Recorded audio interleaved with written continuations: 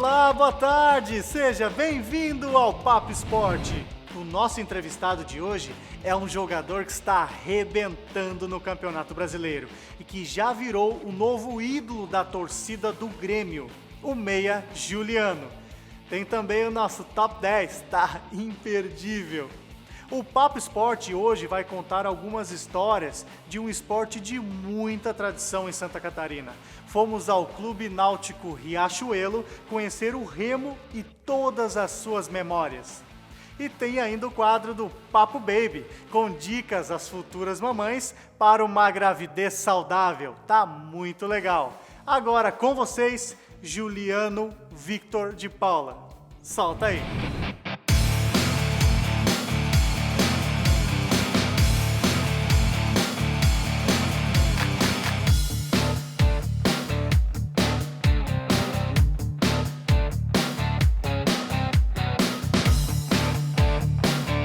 Juliano.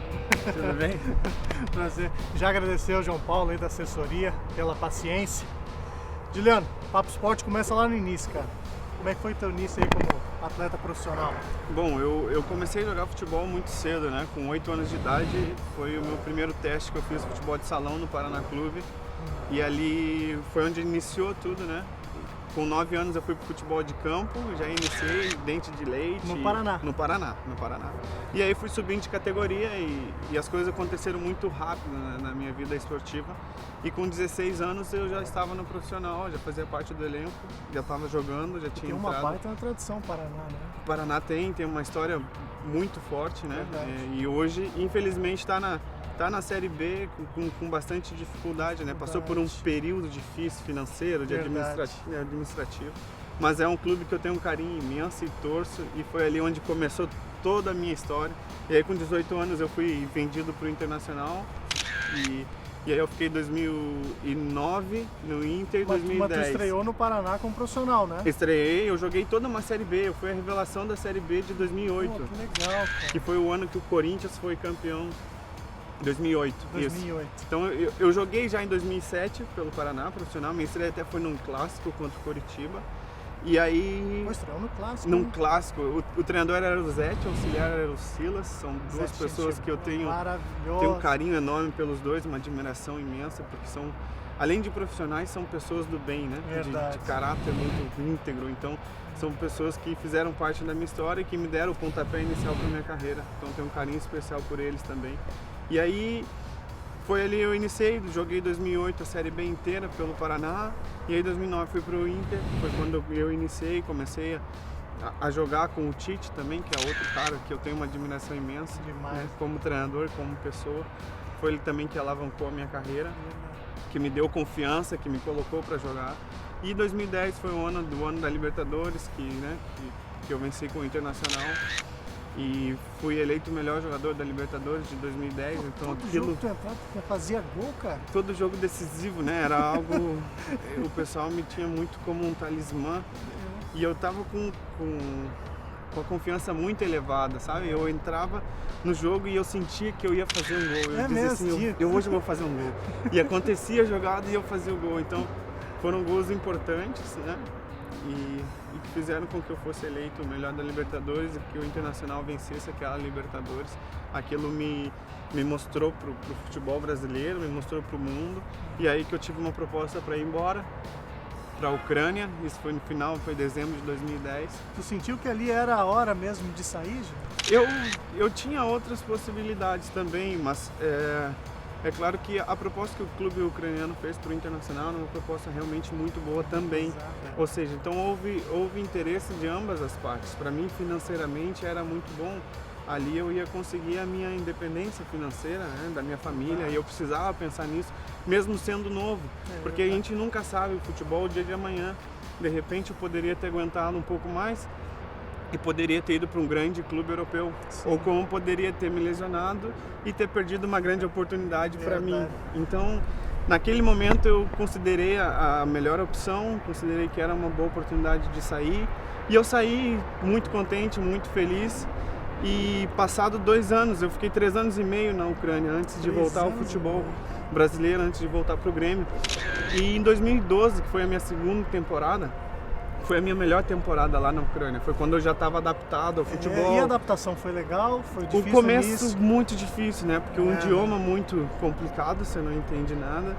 É muito frio, né? Eu cheguei a pegar menos 25 graus quando eu fui para lá.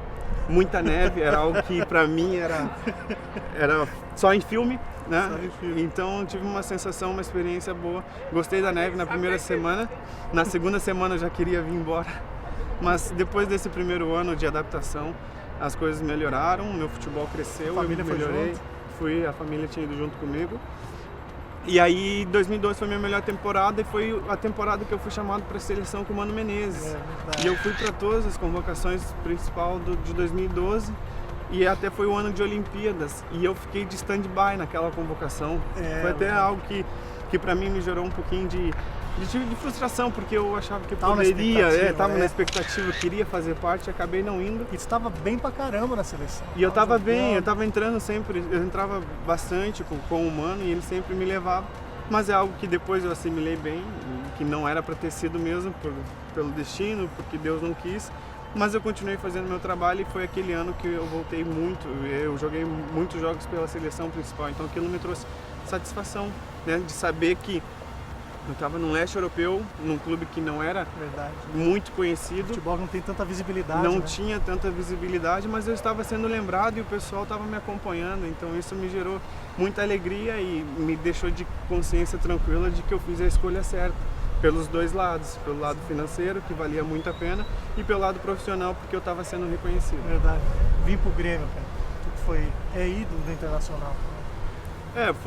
Foi um namoro antigo, vamos dizer assim, né? Porque quando eu fui para a Ucrânia, depois de 2011, 2012, o Grêmio já tinha tentado me contratar, até numa outra gestão, e a gente estava praticamente acertado e não houve a contratação porque o clube ucraniano não queria me vender, eles me contrataram e não queriam. Sim. E aí passaram-se os 2 anos que eu tive de contrato, passou o 3º ano, e aí houve a sondagem do Grêmio novamente, e aí eu briguei realmente com o pessoal lá e eu disse, não, quero ir, quero jogar no Grêmio.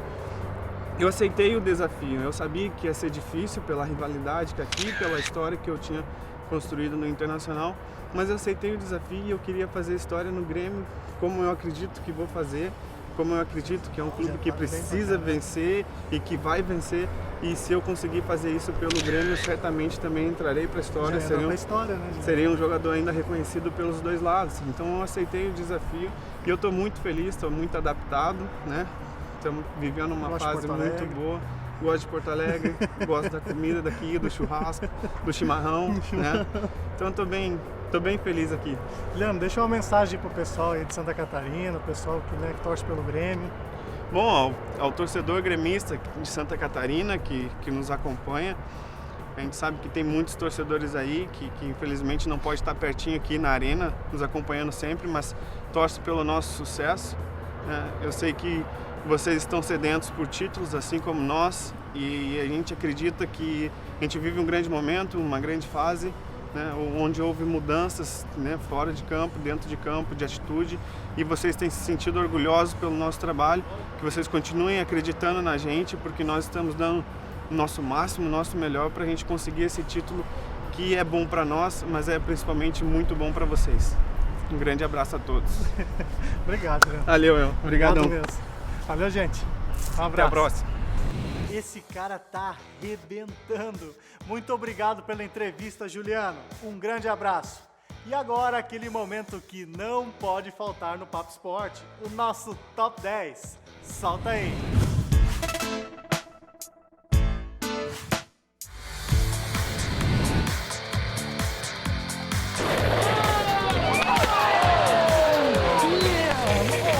Here's you go. Are you good?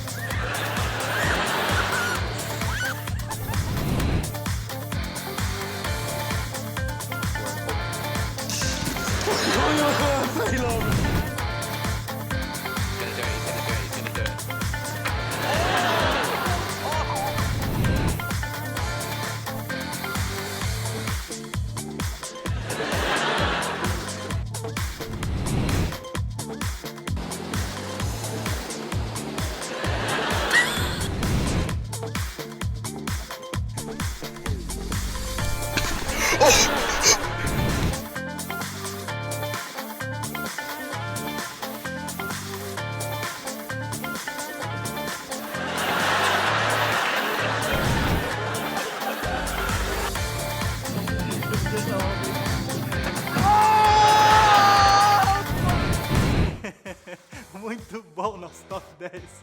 Gente, hoje vamos falar sobre o remo. Fomos ao Clube Náutico Riachuelo, que completa 100 anos em 2015, para conhecer a história desse esporte, que sempre teve muita tradição e que trouxe muitas glórias para Santa Catarina. Uma aula. Solta aí.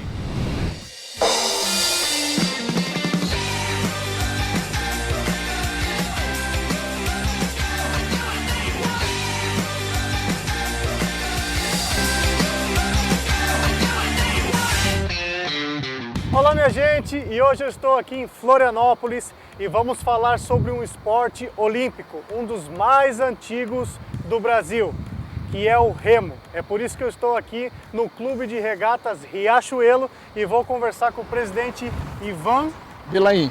Muito obrigado, seu Ivan, é um prazer. Por abrir as portas para nós. É um prazer recebê-lo aqui, né? Já que o nosso remo hoje em dia é tão esquecido pela mídia, né? E tem alguém que se propõe a vir aqui fazer uma reportagem sobre o remo para nós. Prazer é meu, centenário, hein? Centenário. Completamos agora, no dia 11 de junho, 100 anos de atividade, e sendo o mais antigo de Santa Catarina, que é o Riachuelo, né? E sem uma peculiaridade, sem nunca ter fechado as portas nesses 100 anos. Nunca fechou as portas. Nunca fechou as portas. Já revelamos muitos atletas aqui, né? De nível de seleção brasileira, que competiram saíram daqui para outros clubes do Rio de Janeiro, né? Sim. Então o Riachuelo é um clube somente de formador de atletas. Formador de atletas. O senhor foi atleta também. Graças a Deus fui atleta, né? Estou hoje aqui no clube para devolver aquilo que o clube me deu a mim, e não só a mim, a todos eles, né? A gente continua aqui nessa luta aqui. Mas fui atleta, graças a Deus, cheguei a ser atleta de seleção brasileira, entende? Participei do Sul-Americano. Que bacana. E se a gente estava conversando ali, seu Ivan, tem pouco incentivo, né? Infelizmente, hoje a gente escuta bastante nas Olimpíadas e tal, a gente tem uma campeã que já tem ouro, sim, tudo, a Fabiana. Uhum. Então, tem uma tradição incrível, só que eu acho que falta um pouco de incentivo, né? Infelizmente, o governo, entende? Ele não olha para o esporte amador, entende? Infelizmente, é isso aí, gente. É triste falar sobre isso aí. E é um esporte, inclusive, de inclusão social. E nós temos muitos remadores aqui que são de periferias, né? Que eles estão aqui, vêm aqui para cá às 5 horas da manhã, quer dizer, e são obrigados a dormir cedo porque no dia seguinte tem compromisso com os outros amigos, os outros atletas para competir. E, consequentemente, afasta eles das drogas, afasta eles dos vícios da rua. Exatamente. Então, é um programa realmente de inclusão social. E as autoridades não olham para esse lado aqui dos clubes, não só o nosso clube, como os outros clubes também, eles também fazem isso aí, entende? Teve um presidente que saiu do Riachuelo e um outro presidente que saiu e foram para Itajaí, né? Isso mesmo. O seu Walter Lang, um deles, que é um dos fundadores do Clube Náutico Riachuelo, eles saíram aqui de Florianópolis, eles eram funcionários do Banco do Brasil e foram transferidos para Itajaí. E lá os dois se uniram e formam, junto com outras pessoas seculares, principalmente lá de Itajaí, e fundaram um clube de remo, que foi o Clube Náutico Marcelo Dias. E o impasse era qual era a cor da camisa, né? Então eles resolveram assim, não, vai ser o azul do Riachuelo e o vermelho do Martinelli. E hoje o Marcelo Dias é vermelho e azul, né? Verdade. O remo tem histórias fantásticas, né? E quanta competição, né? Quantos títulos já nesse centenário. O remo, para Santa Catarina, é o esporte que deu mais glórias, mais medalhas para Santa Catarina. Inclusive, já em 1936, o Riachuelo teve a oportunidade de participar da Olimpíada em Berlim. Nós temos aí o pai do seu Décio Couto. Que é uma história incrível, né? Eles foram lá e já em 36, ele conta uma passagem que ele estava no estádio olímpico, né? Quando o Hitler passou do lado dele, olhou para ele e fez aquele gesto do nazismo para ele. E mais os atletas assim que o senhor lembra que fizeram história assim no remo? Aqui nós temos muitos atletas, né? A maioria dos atletas do Rio de Janeiro eram oriundos aqui de Santa Catarina, já pelo seu biofísico, biotipo aqui do sul do país, né, de origem europeia, né? Então eram atletas tudo gente forte, gente grande. Chegavam no Rio, principalmente aqueles que iam para lá para servir o exército.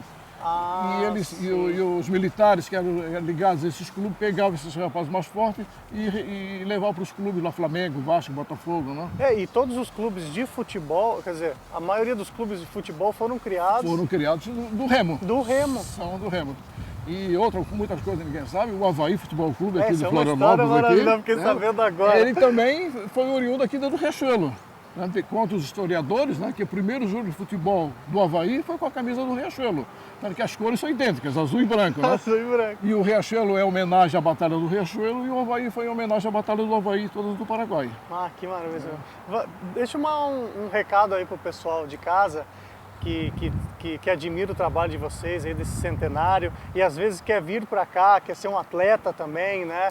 Às vezes não tem essa informação mesmo, como funciona. Eu posso dizer o seguinte, que o remo é um esporte completo.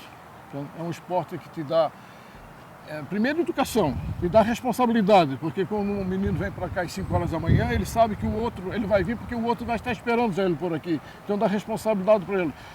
Como eu falei anteriormente, é um esporte que dá inclusão social, tira os meninos do vício da rua. Né? Verdade. E é saúde, o importante é isso, é saúde. O remo é esporte, é saúde, é um esporte que não tem contato físico um com o outro, né? Quer dizer, é um esporte que de muita disputa dentro da água, né? Mas fora da água todos somos amigos aí. Muito obrigado. Eu que Parabéns, agradeço senhor, aí, parabéns pela parabéns história, pelo seu programa também. parabéns pelo trabalho. Muito obrigado. E convidar todos, né, no dia 14, no dia 27 de outubro, a Assembleia Legislativa vai fazer uma sessão solene em homenagem aos 100 anos do Riachuelo. E no dia 14 de novembro nós vamos encerrar o nosso ano centenário, com uma festa muito bonita aqui no clube, onde estaremos homenageando os ex-presidentes, ex-atletas, entende? E todos os nossos amigos. Mais que merecido. Mais e que pode merecido. vir aqui prestigiar. Vai ser um prazer para nós recebê-los todos. Muito obrigado, valeu, Obrigado. gente. E eu estou agora aqui com o senhor Décio, 80 anos dedicado ao remo, né, seu Décio? No sentido de computando junto com meu pai. Eu tenho também 80 anos, mas praticamente eu já estava com meu pai aqui no clube. Aqui no clube, né? O pai do senhor, o seu Décio também, né? Décio Tem uma Plettenberg Couto. história maravilhosa, né, seu Décio? Ele sempre foi o timoneiro aí escolhido e ele já conhecia essas nossas baías.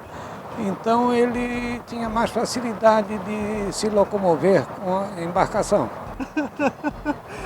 E que história que tem o pai do senhor nessa... Falando em Olimpíadas, né, que vai ser... Ele participou lá com o timoneiro do barco de São Paulo, do Doscom, foi andar de bicicleta e se acidentou. Então a confederação indicou o meu pai para participar e ele correu pelo Doscom de São Paulo. Foi o único daqui que participou efetivamente da competição. Sim. Os outros não puderam por causa da trapaça feita no Rio de Janeiro. Verdade. E tem as medalhas, né? O senhor tem uma medalha que é muito bonita de se mostrar também, gente. E tem uma história curiosa também, que quase que o pai do senhor foi preso lá, né? Justamente. Olha só, gente. Tem o número 8.056. 8.056. Era Esta Olimpíada de Berlim, 1936. Nisso, eles iam passando por uma avenida e lá já existia a faixa de pedestre, o que não ocorria aqui no Brasil. Aí veio um guarda e quis prendê-lo. Quando o guarda viu esse distintivo, ele... Pode passar. Pode ir. E aqui está a medalha de participação na Olimpíada. Olha, que maravilha isso aqui. História maravilhosa. Obrigado, viu, seu Décio? Obrigado. Parabéns pelo trabalho do senhor, parabéns pela história aí do teu pai, tudo que ele representa, né, para a história aí do remo no país. Obrigado. Seu Toninho, obrigado, viu?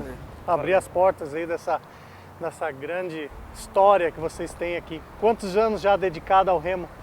Olha, o remo, eu estou com 62, vamos dizer, de 9 para 10 anos eu já estava envolvido com o remo. Eu nasci do lado da garagem do clube lá na Rita Maria. Minha casa... Não era aqui, era em outro lugar, era em outro lugar, era lá ali atrás da Receita Federal, aqui do lado do Bar Manezinho, na Rita Maria. Então, quando pequeno, 9, 10 anos, os barcos cedo para... E o barco não deixava de treinar porque faltava timoneiro. O timoneiro é aquele que conduz o barco. Que conduz o barco. Fica fazendo, que dá condução para o barco, que dirige o barco. meu pai me tirava da cama e eu ia timonear para que a guarnição não perdesse o treino. E foi atleta também, né? Sim, como timoneiro, depois com 14 anos comecei a competir como remador. E aí não parou mais. Essa relação de atleta, depois diretor. Eu também sou da área do esporte, da área da educação física, né? Então é uma vivência do dia a dia. O senhor que dá os treinos aqui também pro pessoal? Não, a gente está junto como diretor. Tá junto. Já fui diretor de remo, diretor de regata. Então, sempre a gente trabalha em vários pontos, como diretor na parte burocrática, na parte de treino. Mas hoje tem a equipe que coordena, tivemos sempre técnicos que trabalham diretamente com o pessoal dentro da água, né? Então, esse envolvimento com o remo é o dia a dia, é o nosso hobby, a nossa cachaça. E hoje a gente está aí tentando manter esse remo vivo, né? Que é um esporte assim, ó, um dos esportes mais complexos na questão da atividade física. Tu trabalha braço, perna. Ele briga um pouco com a natação, que a natação fica num outro meio líquido. Mas o remo a gente trabalha no dia a dia, o maior tempo tu trabalha em contato com essa ação atmosférica da pressão, né? Verdade. E aí o judô, que tem um complemento também, que é um esporte que trabalha muito, é um esporte quase que completo, vamos dizer, em termos de força. Mas o remo, aí eu acho que é um do mais completo nessa situação, no dia a dia, na dinâmica do movimento da gente, o remo acho que complementa tudo isso. Seu Toninho, parabéns pela tua história, parabéns pelo trabalho que vocês vêm fazendo aí. E eu agradeço vocês da imprensa dando essa força aí pro nosso esporte, que a gente tanto luta aí no dia a dia. Pode contar comigo, obrigado, viu, Toninho? Tudo de bom. Eduardo Pezinho, grande professor. Obrigado. Pô, rodou o mundo já, hein, professor? Não. Competindo aí. Foi na Argentina, no Uruguai, no Paraguai e na Croácia. Passei na França, mas não competi na França. Não competiu? Não, foi só de passagem, para ir para a Croácia. Lá eu participei de uma prova de duplo esquife, junto com o meu primeiro treinador. Junto com o treinador? O meu primeiro treinador, era uma prova de Master, né? É o Mundial de Master. E eu tirei em segundo lugar por 14 décimos de segundo. No visual não dava de ver quem ganhou. Na vista, assim, todo mundo achava que tinha empatado. Mas era eletrônico, daí deu 14 décimos de segundo. Nossa! E foi uma prova dura, boa, bonita. Professor, para um menino vir aqui, quiser ser um atleta, o que ele precisa? Em primeiro lugar, ele precisa vir com vontade e determinação do que ele quer fazer. Né? Ele precisa fazer um treinamento diário, no início, de no mínimo 2 horas. Tá? Diário? Diário, de segunda a sábado. Tá? E depois, com o passar da idade, dos treinamentos, ele vai precisar daí aumentando esses trabalhos. Né? Nós chegamos a ter 4 horas de trabalho diários aí. 4 horas de trabalho? Tá? Entre trabalho de condicionamento físico e trabalho de remo na água. Tá? Mais na água ainda, entende? Porque é lá que a gente participa das competições. Sim. Né? Então, mais na água. Tá?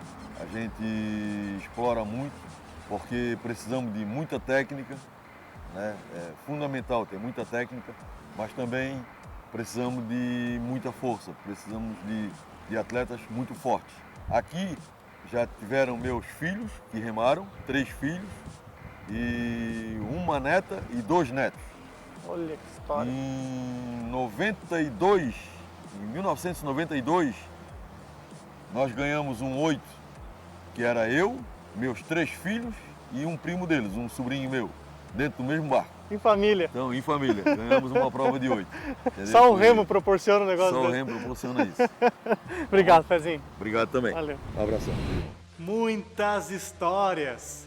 E agora aquele quadro que traz saúde para as futuras mamães. O Papo Baby. Solta a dica.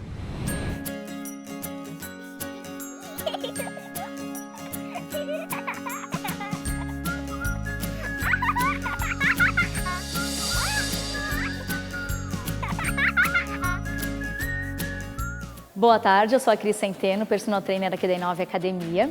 E hoje a gente vai falar sobre um assunto muito importante, que é a atividade física durante a gestação. Além de todos os benefícios para a mãe, também há, sim, benefícios para o bebê, já desde essa fase, né, durante a gestação. Então, assim, desde o controle do peso, né, da mãe, desde os primeiros meses de gestação, alívio de alguns sintomas como dores lombares, os riscos de diabetes gestacional, pré-eclâmpsia, que é a hipertensão, né, que pode acontecer durante a gestação. Tudo isso pode ser controlado se a mamãe já tiver esse cuidado com alimentação e também com atividade física durante esse período.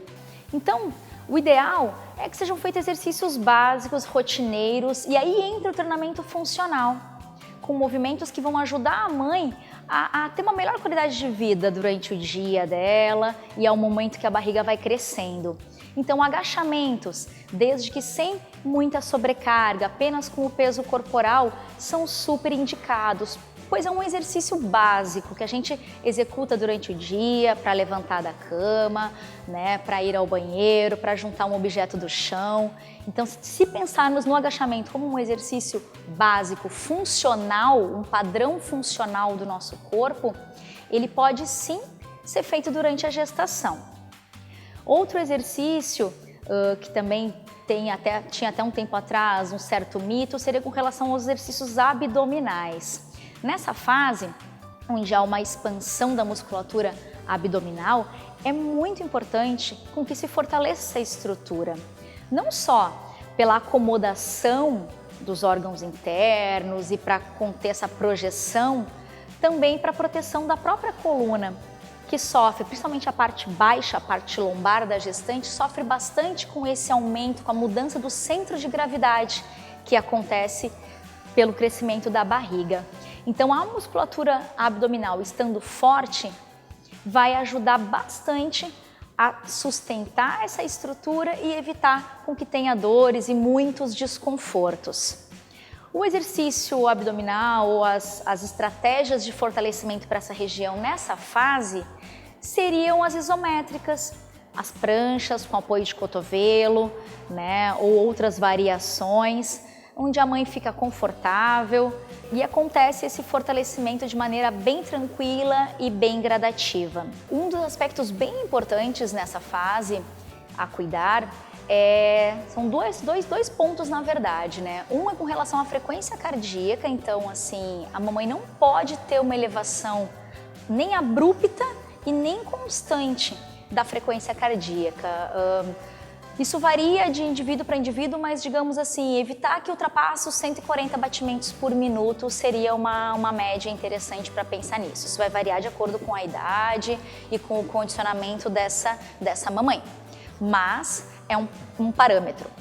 E a outra seria com relação à elevação da temperatura corporal, porque sabemos que o feto fica normalmente com 1 grau centígrado a mais de temperatura do que a mãe.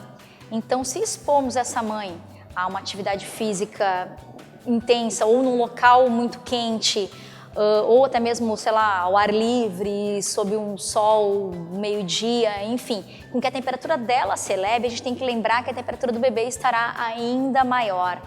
Então, temos que tomar cuidado com isso. Isso pode prejudicar a troca de calor entre mãe e bebê e trazer algumas consequências. Então, o ideal é cuidar esses dois pontos, a elevação da frequência cardíaca e o aquecimento também.